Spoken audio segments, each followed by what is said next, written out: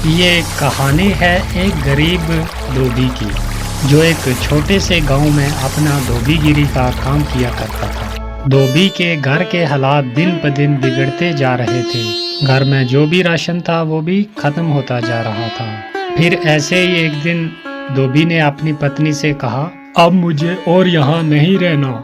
यहाँ तो ना कोई कमाई हो पा रही है, ना कोई काम मिलता है।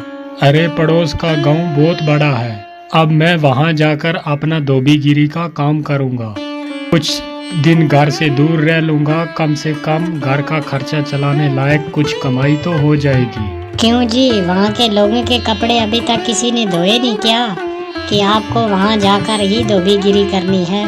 अरे अपनी जन्मभूमि में रहकर दो सिक्के कमाए नहीं जाते तुमसे कि चले पराए गांव कमाने के लिए। फिर अगले दिन सुबह चुपचाप धोबी अपने घर से निकला और दूसरे गांव की तरफ चल दिया। दोपहर होने तक वो पड़ोस के गांव में पहुंच गया। हारा थका जब धोबी वहां पड़ोस के गांव में पहुंचा तो वो हैरान रह गया ये देखकर कि उससे पहले ही वहां पर बहुत सारे धोबी हैं जो अपना काम काज कर रहे हैं। अरे यहाँ तो इतने सारे धोबी मुझसे पहले ही अपनी दुकान लगाए बैठे हैं। ऐसे मुझ अनजान धोबी के पास ग्राहक कैसे आएंगे? लगता है इस गांव से भी खाली हाथ ही लौटना पड़ेगा वापस। नहीं नहीं, खाली हाथ भी तो घर नहीं जा सकता, लेकिन क्या करूं? तभी फिर धोबी ने ग्राहकों को अपने पास बुलाने की एक तरकीब सोची। फिर उसने अपनी दुकान लगाई नदी के किनारे और वहाँ पर एक बड़ा सारा बोर्ड लगाया और बोर्ड पर बड़े बड़े शब्दों में लिख दिया, सबसे सस्ता धोबी। यहाँ हमारे कपड़े धोने के साथ साथ इस्त्री मुफ्त में की जाती है। और लोगों ने जब ये चीज़ देखी तो उन्हें कुछ नया देखने को मिला। अरे वाह, कपड़े धुलाई के साथ इस्त्री मुफ्त।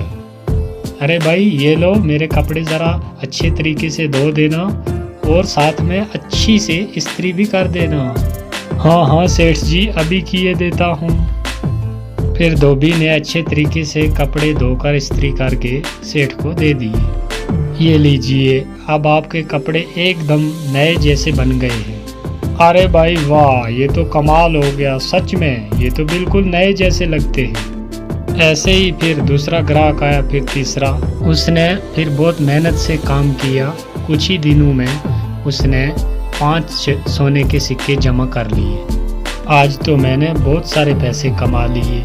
यदि ऐसे ही काम काज चलता रहा तो मैं कुछ ही दिन में काफ़ी पैसे जमा कर लूँगा और एक घोड़ा खरीदूँगा। उनमें से 2 सोने के सिक्कों के बदले उसने एक व्यापारी से एक घोड़ा ले लिया और घर लौटने का फैसला किया। अगले दिन उसने अपना सारा सामान बांधा और घर के लिए निकल पड़ा। अपने रास्ते में उसे एक घने जंगल से गुजरना पड़ा, जहां पर उसने डाकुओं का एक झुंड देखा। हे भगवान, ये तो डकैत लगते हैं, ये तो मेरा सारा पैसा लूट लेंगे। मैं एक बार फिर से गरीब हो जाऊंगा। अब मैं क्या करूं? कुछ तो करना पड़ेगा। वो धोबी बहुत चतुर था, उसने हिम्मत नहीं हारी। फिर एक तरकीब सूझी।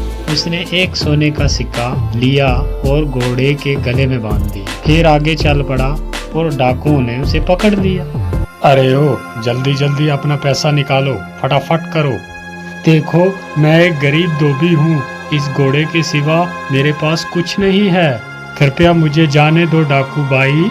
और जैसे ही ये बोला और घोड़े ने थोड़ी गर्दन हिलाई और वो सोने का सिक्का नीचे गिर गया। अच्छा मक्कार, झूठे इंसान, तेरी हिम्मत कैसे हुई हमसे झूठ बोलने की? अगर तेरे पास पैसे नहीं हैं तो ये सोना फिर कहाँ से आया? जल्दी बोल। रुकिए रुकिए भाई, मैं अभी आपको सब सच बताता हूँ। दरअसल ये घोड़ा सोना उत्पन्न करता है, इसी वजह से मुझे सारे पैसे मिलते हैं। ठीक है, ये घोड़ा तुझे हमें देना होगा, हम तभी तुम्हें यहाँ से जिंदा जाने देंगे। नहीं नहीं, बिल्कुल नहीं। अगर मैं ये घोड़ा तुम्हें दे दूंगा तो मेरे पास तो कुछ भी नहीं बचेगा।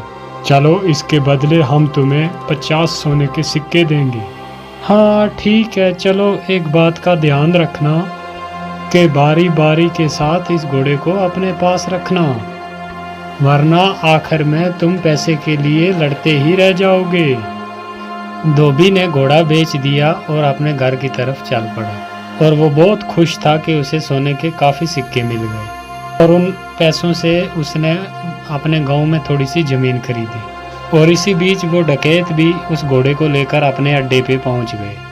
वहां डकैतों के सरदार ने अपने आदमियों से कहा, इस गिरोह के सरगना होने के नाते इस घोड़े को सबसे पहले मैं ही अपने पास रखूंगा। उन सब ने सरदार की बात मान ली और घोड़ा सरदार अपने साथ लेकर रात चला गया। अगली सुबह जब वो उठा तो उसने देखा कि उसके अस्तबल में कुछ भी नहीं था। उसने पूरा अस्तबल सही से देखा, वहां कुछ भी नजर न आया और वो जान गया कि उस धोबी ने उसको बेवकूफ़ बना दिया। इस बीच एक और डकैत वहां पर आया। सरदार, आपको सोना मिला, हमें भी ज़रा बताइए कि घोड़े ने कितना सोना उत्पन्न किया, कितने सिक्के मिले आपको? तुम खुद ही पता लगा लोगे जब ये घोड़ा आज रात तुम्हारे पास रहेगा, ठीक है? और सरदार ने किसी से कुछ नहीं कहा क्योंकि वो किसी के सामने बेवकूफ़ नहीं बनना चाहता था। फिर एक एक करके सभी डकैतों ने घोड़े को अपने पास रखा, पर उसमें से किसी को कुछ भी नहीं मिला और वो सब समझ गए कि उन्हें उस धोबी ने बेवकूफ़ बनाया है। अरे दोस्तों, उस धोबी ने हमें बेवकूफ़ बनाया है, अब हम उसे सबक सिखाएंगे। सरदार, उसने ये साधारण सा घोड़ा हमें 50 सोने के सिक्कों के बदले दिया है, बहुत बड़ा धोखा हो गया। हम उससे अपना पैसा वापस लेंगे सारा और हमें धोखा देने की जुर्रत की सजा देंगे उसको। हाँ, चलो चलो। फिर वो सब उस धोबी की घर की तरफ निकल पड़े और धोबी ने उन सबको अपने घर की तरफ आते हुए देख लिया। फिर धोबी अपने घर गया जल्दी जल्दी और अपनी पत्नी से बोला, मेरी बात ध्यान से सुनो, अभी डकैतों का झुंड एक यहाँ पर आएगा। जब वो मेरे बारे में पूछे तो उनसे कहना कि मैं घर पे नहीं हूँ, खेतों में काम कर रहा हूँ। ये बोलकर वो अपने घर के पीछे छुप गया। कुछ देर के बाद वो डकैत वहां आ पहुंचे। वो धोबी कहाँ है? हम उससे बात करना चाहते हैं, जल्दी बुलाओ उसे। वो तो अपने खेत में गए हुए हैं काम करने के लिए। रुको, मैं अपनी बकरी को भेजती हूँ उन्हें बुलाने के लिए। शीली, जरा जाओ तो अपने मालिक को बुला कर लाओ, उसे बोलो कि घर पे कोई आया हुआ है, तुमसे बात करना चाहता है। ये सब क्या है? क्या सचमुच ये बकरी तुम्हारे पति को यहाँ ले आएगी? जरूर, ये हर बात समझती है। मुझे जब भी बुलावा भेजना होता है तो मैं इसे ही भेजती हूँ और ये फौरन बुला कर ले आती है। डकैत धोबी की पत्नी से बात कर रहे थे, तभी वहाँ पर धोबी आन पहुँचा। ओह डकैत भाई, आप आए हैं। मेरी बकरी ने मुझे बताया कि आप मुझसे कोई बात करना चाहते हैं। हमें तुम्हारे इस घोड़े से कुछ नहीं मिला, तुमने हमें धोखा दिया। हमने तुम्हें इसके बदले 50 सोने के सिक्के दिए थे। अरे भाई, ये कैसी बात कर रहे हो? लगता है आपको कोई गलतफहमी हुई है। आज जो कुछ भी मेरे पास है सब इस घोड़े की बदौलत ही है। अच्छा चलो ठीक है, हम एक बार आप पर फिर विश्वास कर लेते हैं, पर उसके बदले तुम्हें ये बकरी हमें बेचनी होगी। अरे नहीं, बिल्कुल नहीं, मैं इस बकरी को तुम्हें बिल्कुल नहीं बेच सकता। अरे चलो, हम तुम्हें इसके लिए 30 सोने के सिक्के देंगे। थोड़ा इनकार करने के बाद धोबी सहमत हो गया बकरी बेचने के लिए और वो लेकर जब उस बकरी को अपने अड्डे पर पहुंचे और उनके सरदार ने कहा कि कुछ दिन इस बकरी को सबसे पहले मैं ही अपने पास रखता हूँ, मुझे जब भी आप में से किसी की ज़रूरत पड़ेगी तो मैं इस बकरी को बेचकर बुला लूँगा। सरदार ने जब ये बात बोली तो सारे अपने अपने अड्डे पे चले गए और तभी वहाँ सरदार ने अपने बेटे को बुलाया। बेटा साहब, मैं काम पे जा रहा हूँ, अगर मेरी ज़रूरत पड़ी तो इस बकरी को भेज देना, मुझे ये बुलाकर ले आएगी। ठीक है पिताजी, जैसे आप बोले। फिर कुछ देर बाद एक डकैत को अपने सरदार से कुछ काम आन पड़ा तो उसने बोला कि ज़रा सरदार को बुलाओ और लड़के ने उस बकरी को भेज दिया। और सरदार के बेटे ने उस बकरी को अपने पिता को बुलाने के लिए भेज दिया और वो बकरी वहाँ से निकली और बजाय सरदार के पास पहुँचने के सीधा धोबी के घर पे आ गई। जब सरदार घर वापस आया तो उसने देखा कि वहाँ पर बकरी तो है ही नहीं और वो ये बात जान गया कि बकरी जरूर अपने मालिक के पास गई होगी और वो फिर अकेला उस धोबी के घर गया। सुनो, क्या वो बकरी तुम्हारे पास आई हुई है? हाँ हाँ, वो यहाँ आई हुई है। मेरे ख्याल से उसे जरूर मेरी याद आ रही होगी, तो मैं समझता हूँ कि कुछ दिन बाद ये आपको अपना मालिक स्वीकार कर लेगी। आप उसे थोड़ा सा समय दीजिए, अंत में ये आपको ही अपना मालिक मानेगी। सरदार उस बकरी को वापस ले गया और अगले दिन अपने एक साथी को दे दी और साथी के साथ भी वही हुआ जो सरदार के साथ हुआ। वो बकरी भागी वहाँ से और सीधी धोबी के घर आ गई और सब ने जान लिया कि उस धोबी ने एक बार उन सब को बेवकूफ़ बनाया है। इस बार हम बेवकूफ़ नहीं बनेंगे, इस बार मैं इस धोबी को सबक सिखाऊंगा अच्छे से। इस बार सारे डकैत जो थे वो फिर धोबी के घर पहुंचे और उन्होंने धोबी की एक न मानी और उसे एक बोरे में बंद किया और लेकर चल दिए उसे सबक सिखाने के लिए। धोबी चुपचाप बोरे में पड़ा रहा। फिर वो एक जंगल से गुजर रहे थे तो उन्हें भूख प्यास बहुत लग गई। तो एक ने बोला, सरदार भूख बहुत लग गई है, तो मैं सोचता हूँ कि इस जंगल में से कुछ फल ढूंढकर खा लें, फिर चलते हैं। तो सरदार ने सुनकर भी उनकी बात और वो भी सहमत हो गया और वो बोरा एक जगह रखकर जंगल में फल ढूंढने के लिए चले गए। बकरी चराने वाला एक वहाँ से गुजर रहा था, तो जब उस धोबी के कानों में बकरियों की आवाज़ पड़ी तो उसने ज़ोर ज़ोर से चिल्लाना शुरू कर दिया, मैं ऐसा नहीं करूँगा, मैं ऐसा बिल्कुल नहीं करूँगा, छोड़ दो मुझे, छोड़ दो, जाने दो मुझे, जाने दो, मैं नहीं कर सकता।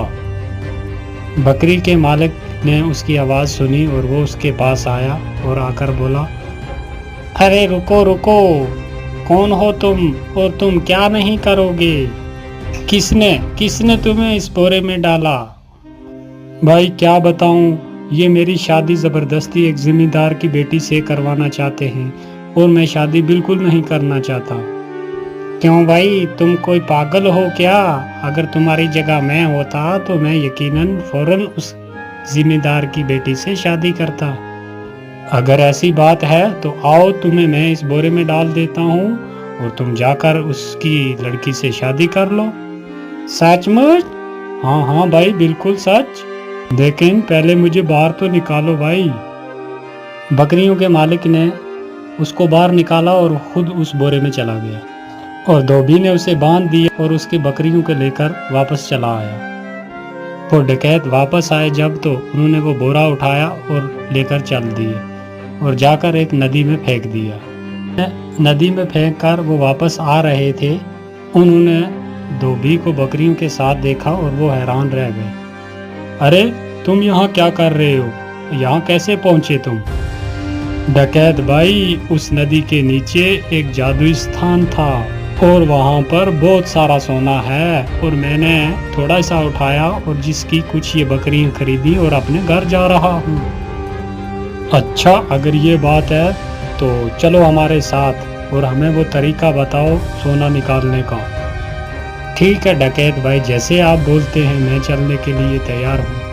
फिर वो जब नदी के पास पहुँचे तो उस धोबी ने उनसे कहा, देखो भाई, गलती कोई भी मत करना। एक आदमी इसमें छलांग लगाएगा, जब वो हाथ हिलाएगा तो उसके बाद दूसरा, फिर तीसरा, ऐसे तुम सब जाना और एक बार सारा सोना इकट्ठा करके लेके बाहर आ जाना।